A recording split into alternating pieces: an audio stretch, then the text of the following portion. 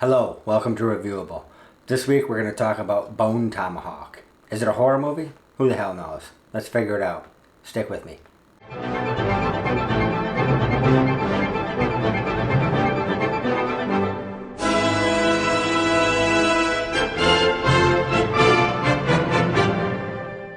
This is Sheriff Franklin Hunt. Identify yourself right now, or I'll shoot you dead. Here's a situation. Mrs. O'Dwyer was abducted. You know who did this? They don't have a name. How many of them do you think there are? It won't matter. You have no chance against any number of them. I'm riding out with Mr. O'Dwyer. As will I. I've killed more Indians than everyone here put together.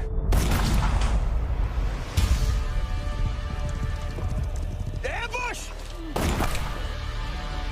You seeing all this? We didn't know what it was like.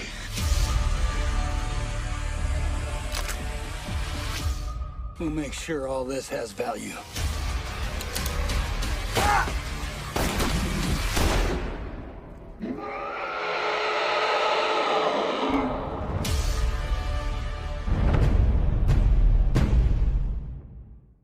Alright, so Bone Tomahawk. It is a movie that was done in 2015. It was written and directed by S. Craig Zahler. This is one of his first movies that he directed. And but you would not know that looking at this movie or watching this movie because it is very well done. It looks like someone who was very patient and knew exactly what they wanted. In my opinion, there's not a lot of fat on the bone. S. Craig Zahler also has a couple other movies out there that you might have seen, like Dragged Across Concrete with Mel Gibson, and there's one other one with Vincent D'Onofrio, which I can't recall the name of it, but if you want to look it up. So the movie stars Kurt Russell. He plays Sheriff Hunt in the movie. Patrick Wilson is Arthur O'Dwyer, and then Matthew Fox is Bruder. And Lily Simmons plays Samantha, which is Samantha O'Dwyer. She plays a doctor in the movie, and she's married to obviously Patrick Wilson's character Arthur. And then Richard Jenkins plays Chicory. And there's a couple other people in here that you'll recognize, probably David Arquette. He's got a little role in here, but it's fun to watch him in this because he's playing something that you've never seen him. At least I've never seen him in a role like this, and it's quite enjoyable to see him in this role. And then Sid Haig, he's a kind of a weird character actor that you see in like horror movies and things like that. And then Sean Young makes a brief appearance in the movie too from Blade Runner. So Bone Tomahawk, I came across this movie watching one of my favorite channels, Red Letter Media, and the guys talked about this movie and they absolutely loved it, and of course I watched it and I loved it too. But this is kind of a unique movie. It is definitely a Western. I think it's a Western, but it's got like a horror frosting on top, let's say, just to make it a little different. There's some pretty gnarly scenes in here of some gore. And I will say that I don't know if it's not unnecessary gore. I'm like the movie behind me, the Thing. I'm not a fan of gore for gore's sake, and I guess maybe some people would argue that Carpenter's The Thing does exactly that, but I think actually it's kind of necessary in that movie, and it doesn't really bother me. I think because in this movie it's very fantastical gore, where in this the gore I think is trying to be very realistic. And there is one particularly hard scene to well, at least hard for me to watch, just because it's the thought of it. Not only the thought of it, but actually seeing it, obviously, because I've never seen anything like this on screen, is pretty hard to watch. One of the things I particularly like about this movie is there's a lot of intricacies and little details that if you pay attention to the movie, I think you'll get a little bit more out of it. Because the characters are very well fleshed out, especially the main characters Kurt Russell plays and Patrick Wilson, and then in Chicory, Bruder has some depth to him too. But of all the characters, he's definitely, we'll say, the worst. He has questionable morals, but you kind of understand why later on when he reveals a portion of his history, why he is the way he is. And it's totally understandable. Not that it's justified, but it's understandable. I'm going to introduce you to the characters real quick and tell you what I think about them. So Kurt Russell is basically, he's a good guy. He's through and through, he's a good guy. He takes care of people. He comes home, or I think he has, whatever, I think he's talking to his wife, and she's in the kitchen.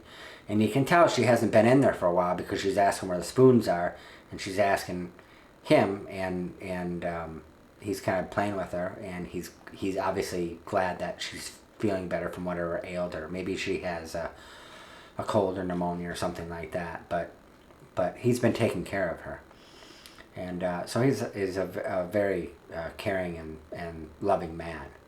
And it's not just towards her. He's a very thoughtful person. There's another instance where a character gets some news about what's going on in the movie, and he just takes off without any shoes on and leaves his house wide open.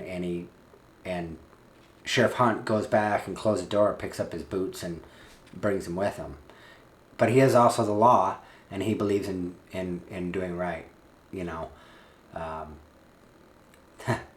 A scene where a guy is complaining about his horses being stolen, and while at the same time someone has been abducted, and he's complaining about his horses missing, and the Sheriff Hunt says, basically, I don't give a shit about your horses, man. I care about this other person, which of course pisses that guy off. But he obviously has his priorities, and they are in the right order.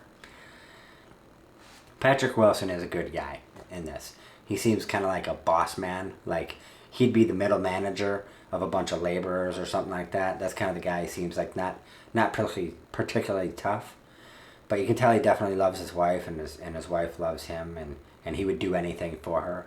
He will protect her any way he can, even though he doesn't seem, I guess, particularly tough. I mean, he is hurt, so there's that about him.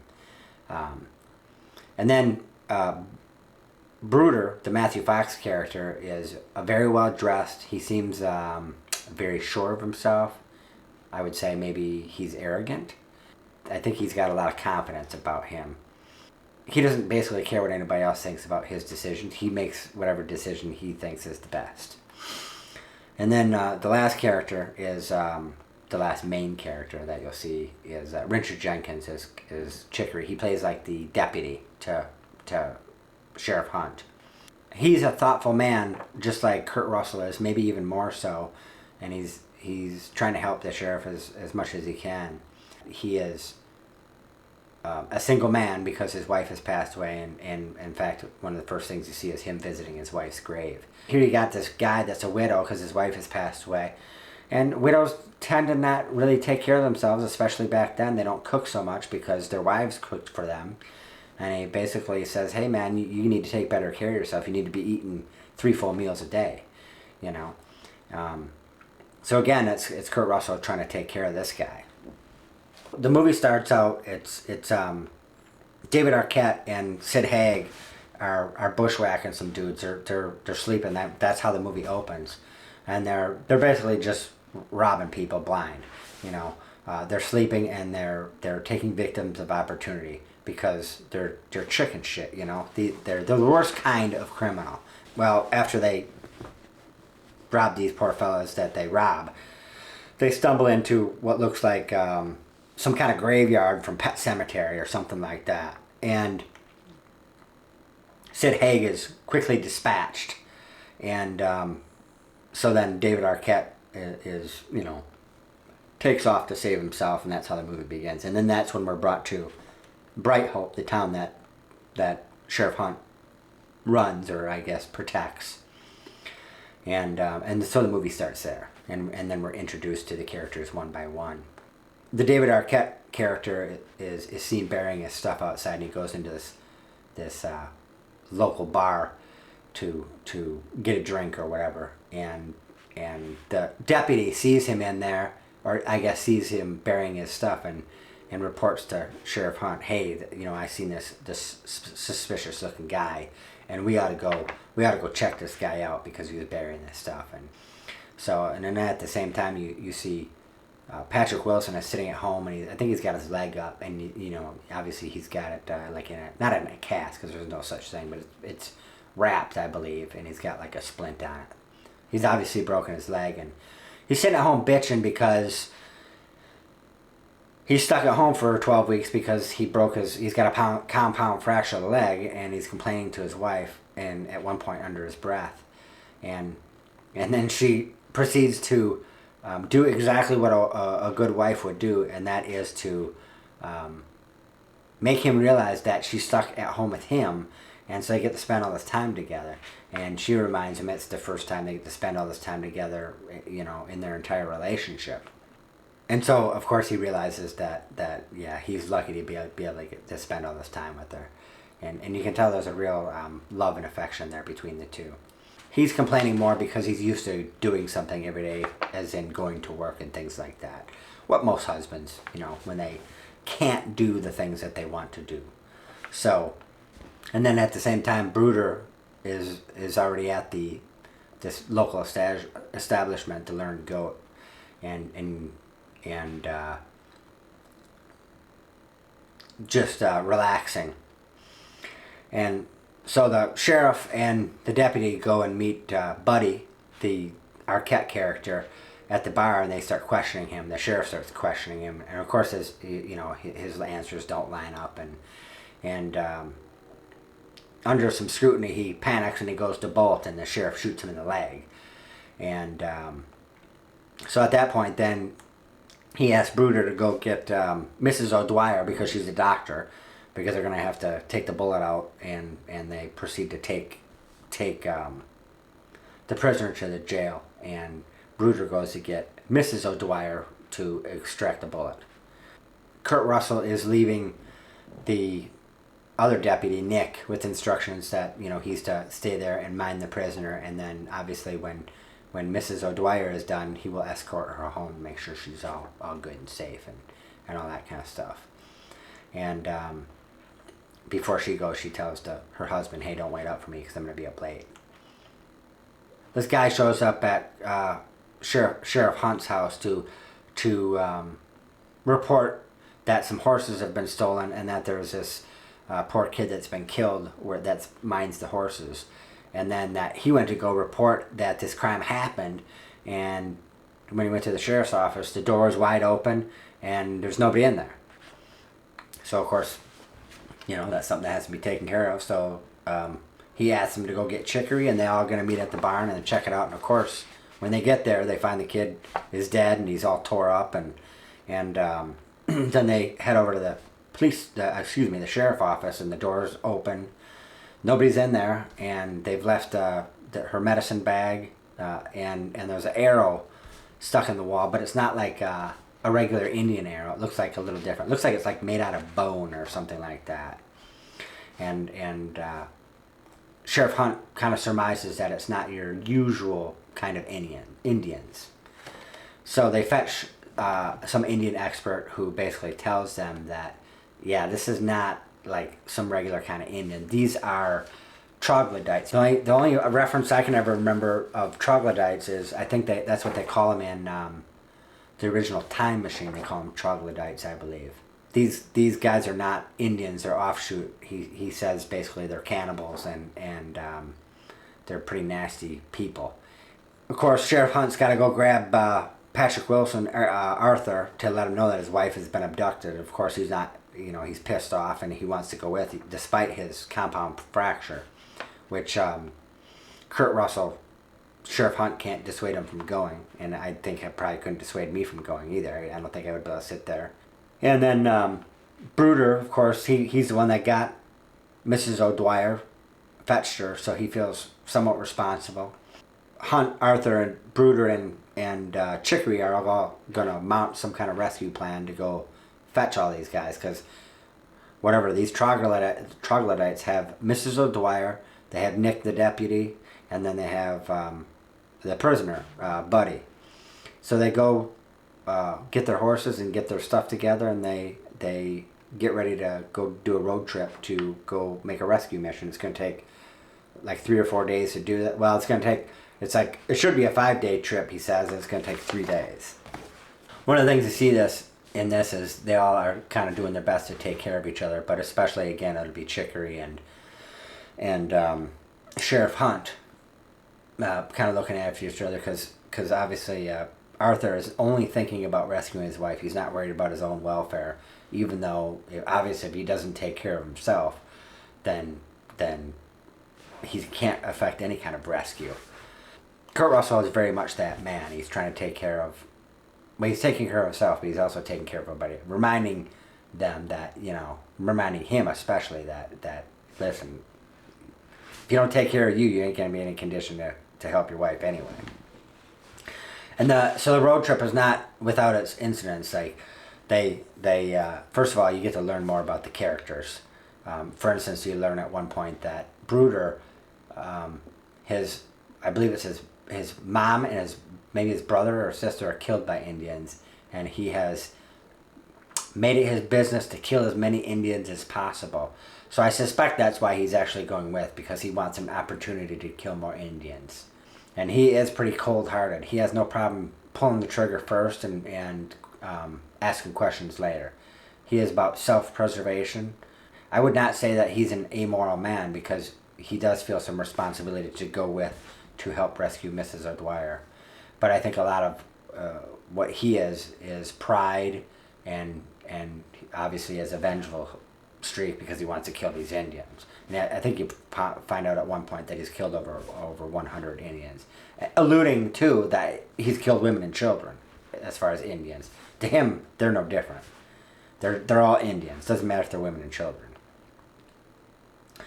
But in any case, on their way, they have some misfortune. They get robbed. They're bushwhacked, but thankfully they wake up during the middle of the bushwhack and they're able to dispatch a couple of the guys, but they're without horses. So now you got 3 guys that gotta walk, and then another guy that's gotta amble along on a compound fractured leg, and they're still obviously at least a day away or something like that. And his condition is not getting any better because you're riding a horse and you're doing things on a compound fractured leg that you should not be doing. So they end up going ahead sometimes and leaving stones so that he can follow, and ultimately they get to where these Indians or these troglodytes are before him, and he's taking up the rear because obviously he's much slower than them. And when they get there, they pretty much run into trouble right away. They have a plan. They see that there's a cave that they're going to go make some kind of attack or rescue, and a couple of these troglodytes come out and attack them and let's say dispatch Mr. Bruder, and to the point where he's basically going to sacrifice himself to take out as many of these guys as he can. And they end up getting captured too. Sheriff Hunt and Chicory get captured, and when they are hoisted into where these troglodytes live, they see that the doctor and Nick are still in there, and the sheriff asks, "Hey, where is the other guy? Where's Buddy, the David Arquette character?" And she's like, "Yeah, they ate him." So this is the part of the movie where you don't want to be eating a sandwich or dinner or whatever, because in my opinion, it's got one of the worst gore scenes ever. But this is the scene that gives them extreme motivation to make sure that they are going to do their best to survive and get the hell out of there, because what they're going to see. So while they're captured, of course, Arthur is making his way. And I have to tell you that the wife is none too happy that they have allowed Arthur to come along. She obviously is aware that he is hurt, and they inform her that he is coming behind him, and of course he's got a disadvantage. So their situation is obviously not good. There's a lot more of them. They're locked up. They've already lost one of their party, and it does not look good. So they start devising ways to figure out how they are going to survive this. And they have some good things, and they do end up helping Arthur. But Arthur doesn't need as much help as they think either, because he is a smart man, and he's also a very determined man. at some point they figure they're going to get eaten, right? Because they know that Buddy has been eaten because of what the wife has said. And Chicory starts telling a story about this flea circus that came into town, and he's doing it as I think to distract him, but also to distract themselves, so they're not thinking about their fate. And the sheriff and Samantha basically start entertaining his story and saying, yeah, I believe that these fleas and this flea circus is real, and that there really is this flea trapeze, and it's not just mechanical machines, and and of course he's tickled by this because he knew that this flea circus was good. So this movie is all about the characters and about the situation they're in. It's kind of like what The Walking Dead was in the beginning, where it was about how people are going to handle the situation. It's not about the gore. It's not about any of that. It's not even about the troglodytes. It's about how these people are going to make it out of this decision, or out of the situation, and what it is doing to them and their mental framework, how they're going to deal with it. And that is the most interesting and best part about this movie, or most movies in my opinion. Nick is served up, let's say, and it is quite a disturbing scene, I will say. At least most people, I think, would say it's disturbing. Some people maybe not, but that gives them motivation, like I said, to help Arthur, get the hell out of there, or dispatch people so that he has less people to confront. And when Arthur gets there, he pretty much passes out pretty much right outside the encampment, and he's basically awoken by a couple of these troglodytes, and he kills them, and then he figures out that he can use their communication method to his advantage, which he does, and it's very smart, and it's also disgusting, and it's another part where you don't want to be eating a sandwich. But through his determination and his cunning and the help of Sheriff Hunt, they do make it inside. But at this point, when he gets up there, Sheriff Hunt is injured through an altercation, and the troglodytes effect revenge on him and injure him pretty severely, to the point where he's just not going to make it. At that point, he's basically going to guard the rear, and he's going to try and finish off the guys. And of course, everybody's kind of shocked that he's made it this far, and they pull Mrs. O'Dwyer out. So ultimately, obviously, Samantha is rescued, and we lose some of our heroes along the way.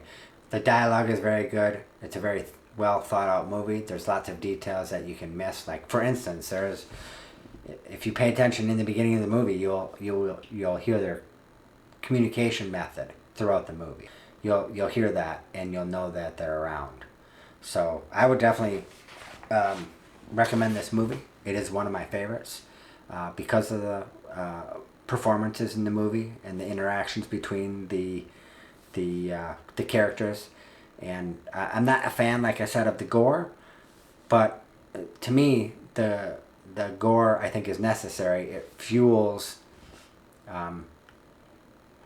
the decision making in the movie. The things that they see give them motivation. So in this movie, it's necessary. Watch it. Watch Bone Tomahawk. And hopefully you like and subscribe this, and join me for my next review, whatever that might be. Thank you for watching Reviewable.